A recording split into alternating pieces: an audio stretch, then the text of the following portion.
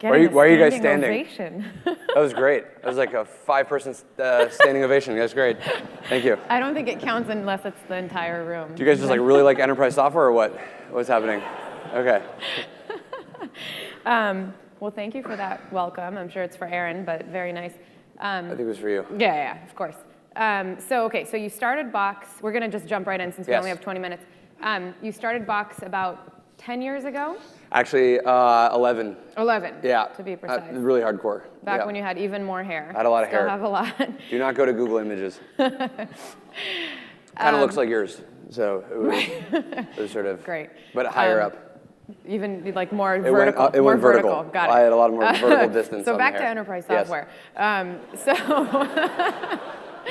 So I remember meeting with you years ago, and you were talking. This is way pre-IPO, pre like 5 office moves ago probably, and you were talking about bringing sexy back to the enterprise. You remember this? Not with the hair I had, but yeah, I do remember this. Do you feel like you've done that? Maybe for like a couple weeks or whatever, but what we were trying to do and that was like 2010, 2011 timeframe when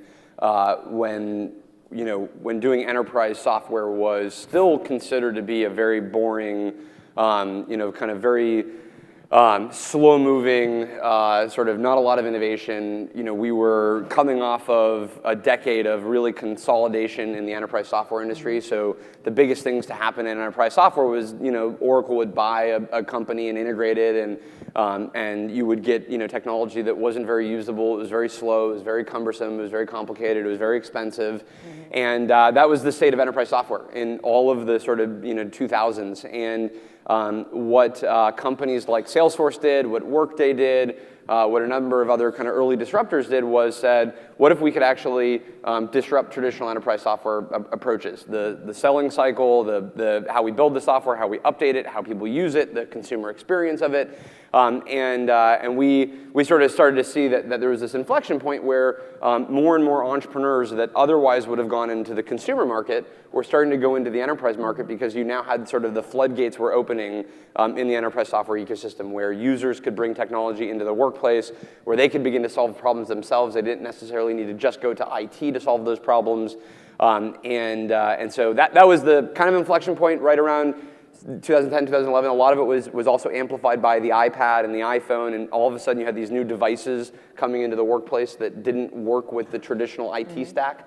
And so all of that sort of culminated in what we think was a sort of renaissance in the early 2010s of the future of enterprise IT, which is how do you bring a consumerized experience toward enterprise software? And so we thought that was sexy, at least on a relative basis.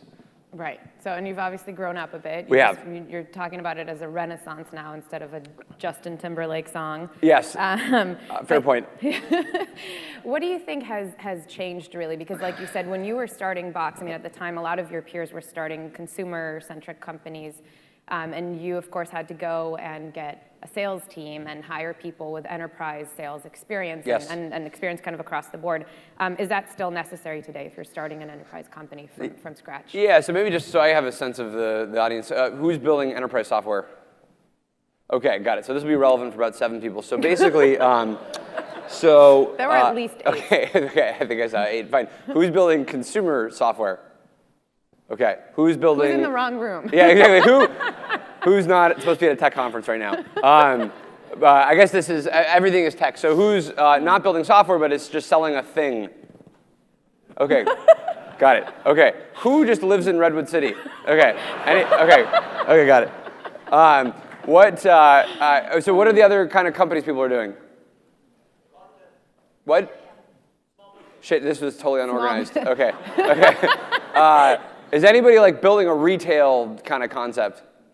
Oh, cool, thank you. Okay, all right, so anyway, a lot of different innovations. So here's the point. So at least for us, what we found was, and maybe you'll find a way to apply this to your own business, but what we found was in the traditional enterprise software world, and this is true whether you're selling to businesses in any kind of sense. So if you have a services business and you're selling to enterprises, I think the same thing would largely be true even if it wasn't software. But what tends to happen, and Clayton Christensen, I think, is coming up next, and he's really the kind of guy to explain this whole thing. But in the traditional enterprise software world, what started to happen was the software companies were building more and more complex technology because they were going after the higher end use cases for all of their customers, which meant that at some point they started to build technology that was sort of too complex for the average business or the average end user in these businesses. And I'll leave it up to kind of Clay to explain the whole phenomenon of why that happens and the innovator's dilemma. But essentially in the mid-2000s, we got to a point where traditional enterprise software was just totally broken and totally complex. And so what we said was, well, with the cloud and with mobile, you get the ability to really democratize technology. Anybody at any time can download your technology, download your software, access it anywhere, and really start to use this new solution. And that was a really, really important disruption in the distribution of enterprise software, but not necessarily the sort of sales process of enterprise software and the sort of acquisition process of enterprise software. Because on the other end, on the IT side, you still have a CIO and an IT organization whose job and responsibility it is to vet and bring in the best technology to solve their problem. So I, as a software company, can get to them way faster, but them bringing me in and choosing which technology they're going to standardize on, it takes the same amount of time as it ever did. They just now have way more choices to be able to work through. They have way more options in front of them. They have way more innovation working on their behalf. But we still have to go through a similar sales process. So we did have to sort of start to have this bimodal organization, which was one part of our company is going to be all about the consumer experience, all about the speed, all about the ease of use, all about the sort of the things that you attribute to a consumer technology company.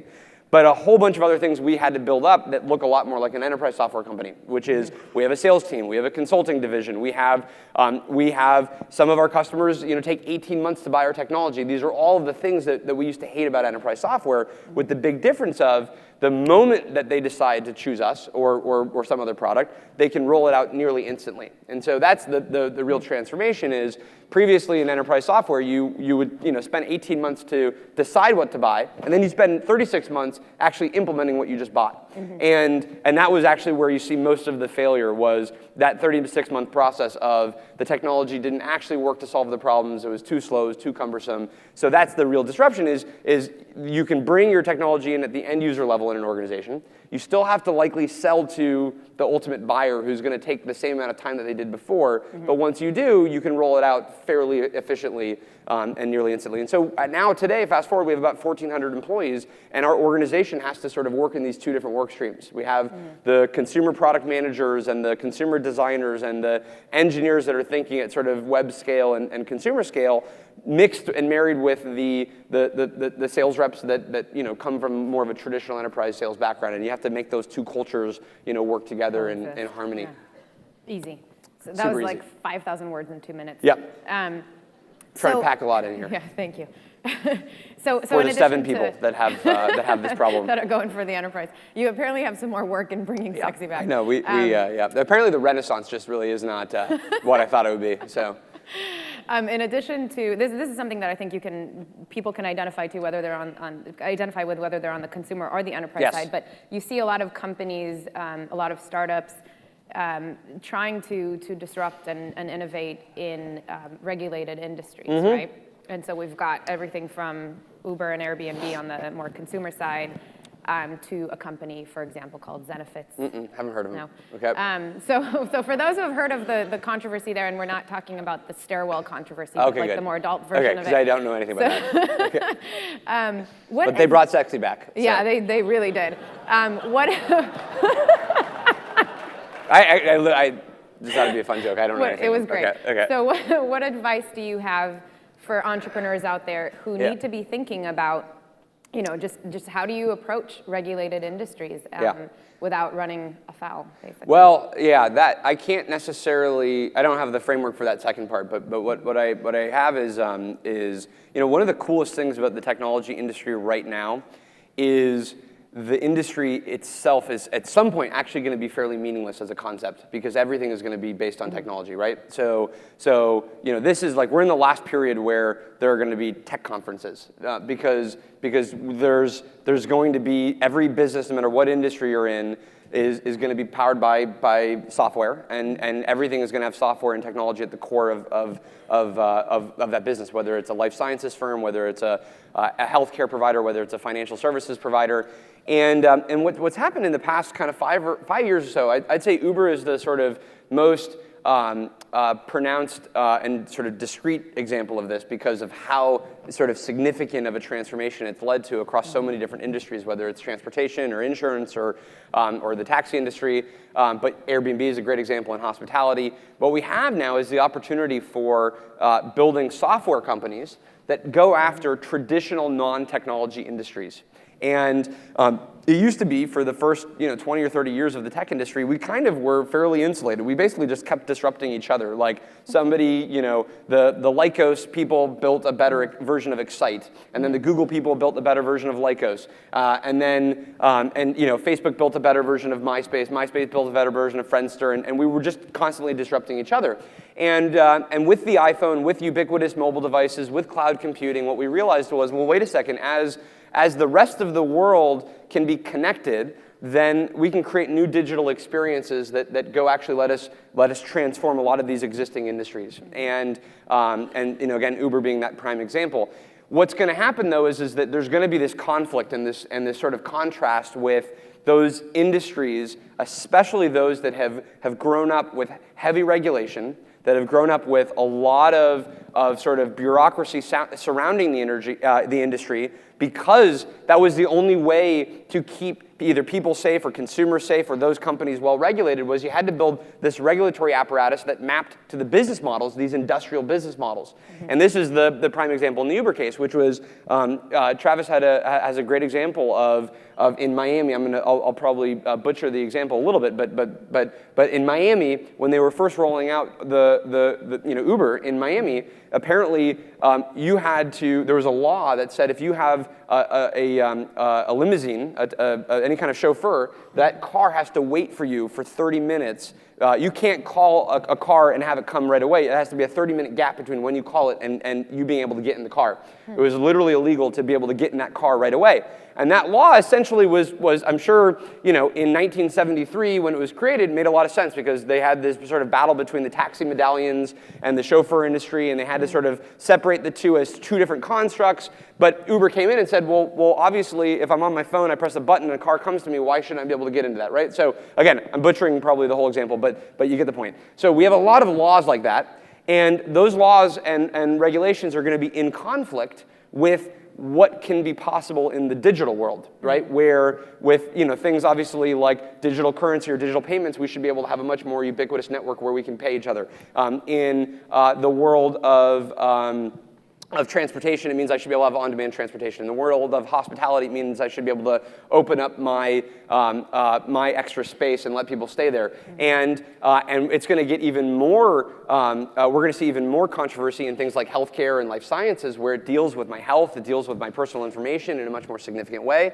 And we're at that point where this tension is sort of maybe at its most severe, or maybe it could get even worse. And startups are going to have to navigate around that, and they're going to have to figure out, is this a law that we think can change in the time frame where we have to be successful as a company, or is it not something that's going to change, in which case we can't skirt that law, and that we're going to have to make sure that we build our company within the confines of whatever this regulation is. So I don't have any specifics on the Zenefit situation, other than we are going to see this tension between regulation and disruption, and every startup and every industry is going to be a little bit different, because in the case of the Uber, they had to go change the laws to make sure that they could operate within these markets. And in other cases, you're going to have to comply with these laws and figure out a way around that and still build a disruptive technology or disruptive business model. And every company is going to land somewhere on that spectrum. But what I can say for sure is that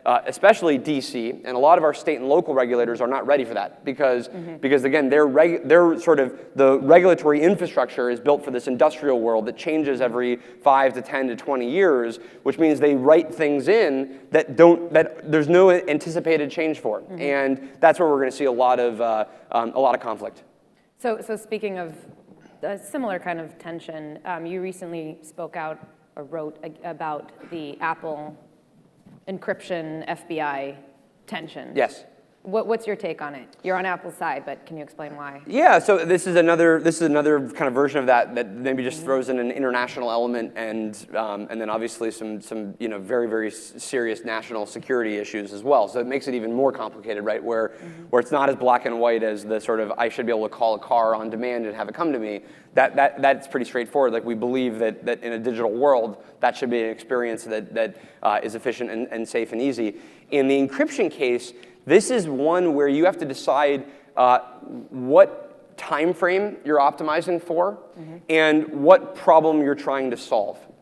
If you're just trying to solve getting better information about the San Bernardino issue, then of course you should open up the phone, right? Everybody would say that you should be able to do that. If you zoom out a little bit and you say, well, I'm trying to solve national security over a 5-year period, then you have to start to think about the implications of, well, if I can open up this phone, does the communication that then criminals are using just move to a more secure platform?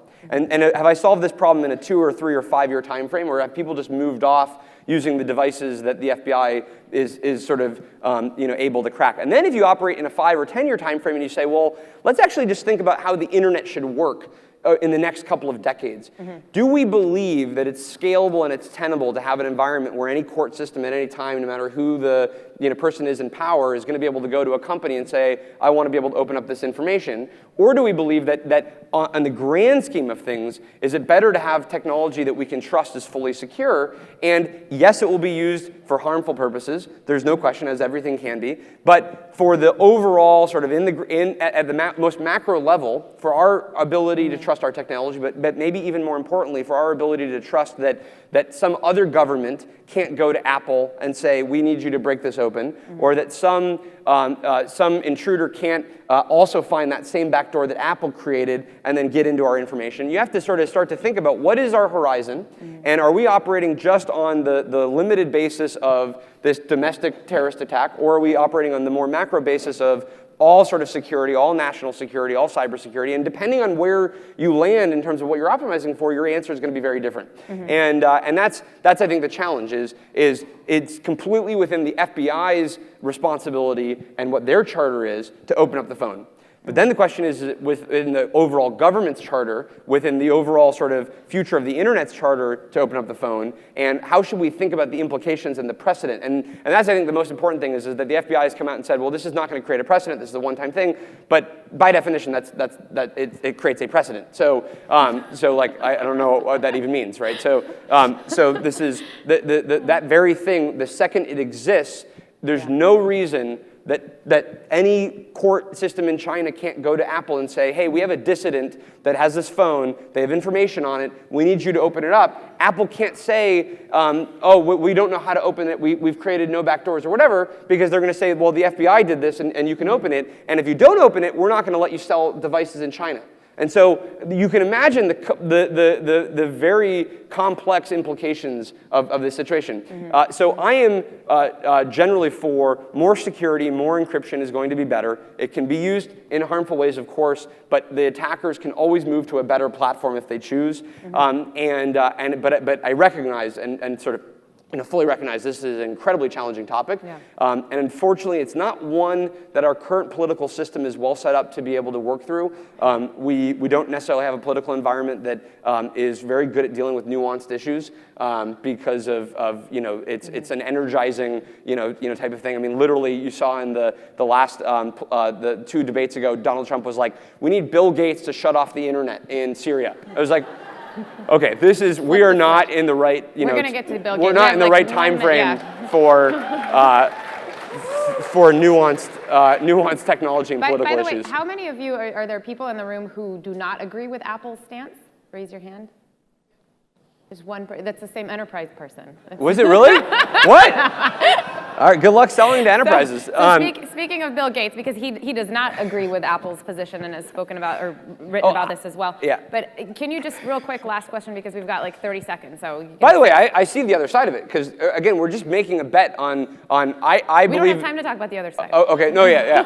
No, I'm not gonna talk about the other side. No nuance. But there are going to be unintended consequences on both sides of this, and the question is that it's just which set of unintended consequences do you favor and do you believe are going to be the most important for the long run of society, the economy, our safety, et cetera. And that's where I landed. What did you say, Bill Gates? Yeah, no, real quick. Okay. We're out of time, but Yeah. just give us like a one sentence if you can do it. Yeah. Advice on how to work With Bill Gates? with incumbents. Okay. At the same time that you're competing with them. I see. Okay, great. Microsoft. Oh, Perfect Microsoft. example for you guys. Yeah. So for us, we spent a decade essentially competing with Microsoft, and everybody will have their version of this big sort of lumbering competitor and incumbent in your industry, and it's sort of both sides have a role to play in this. As the disruptor, you have to decide: do you want to partner with? Do you want to, sort of do an aggressive attack on the incumbent? And the incumbent has a choice, which is: do I try and stamp them out? Do I block them off completely? Do I sue them? Or do I just sort of wait to see how the market pans out and then sort of adapt from there? And what Microsoft has sort of done overall in the cloud ecosystem and with mobile, et cetera, was they kind of, if you think about 2000, 2001, 2, 3 to like 9, 10, they sort of just said, hey, this industry doesn't even exist. Like, we are Microsoft, we dominate, we're going to continue to build out the technology that we've always built. And that meant kept selling you the same phones, the same devices, the same software as the world was sort of moving on. They were moving to iPhones and Android devices and Salesforce.com and Amazon Web Services. And what Satya did when he came in was he sort of said, hey, wait a second. When we thought the world wasn't changing, it actually completely transformed around us. And we look outside of Redmond and we see so many new technologies, so many new companies, so much new innovation. We have to find a way to work with that ecosystem. And so they've taken an approach that used to be sort of almost like competition only, partner never, to now they've inverted it completely, which is sort of partner first, competition second. And the reason that they've moved to the partner first, competition second is, and this is the reason that we're all here, is the market size and the opportunity size for technology is so massive that we're no longer in this sort of zero-sum world of this industry. We in the next 5 or 10 years, there's easily a 2 or 3x in terms of the scale of software, productivity technology, the internet, mobile devices. And so Microsoft is realizing the only way to actually capture that opportunity is we got to build software for the iPhone. We have to build software for Android. We have to be able to partner with Salesforce. We have to open source our technology. And so they've really flipped more than we have. We've always been we'll partner with all of the incumbents kind of approach. So yeah. Aaron's advice is basically to make sure that whatever incumbent you're competing with, they get a new CEO. Yes, okay? pretty much actually. Yeah. Like a lot of Silicon Valley companies were in the red, Okay, so we thank need you. to go. Thank you guys. Good, right? Don't end on that. Oh my God. All right, good, okay.